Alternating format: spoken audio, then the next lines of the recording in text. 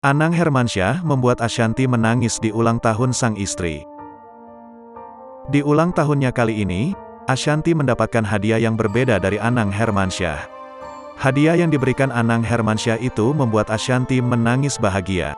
Pasalnya, kejutan itu diberikan Anang Hermansyah saat Ashanty dan keluarga tengah berada di Tanah Suci Mekah, untuk melakukan ibadah umroh. Anang Hermansyah ternyata akan memberikan hadiah khataman Al-Quran untuk istri tercinta.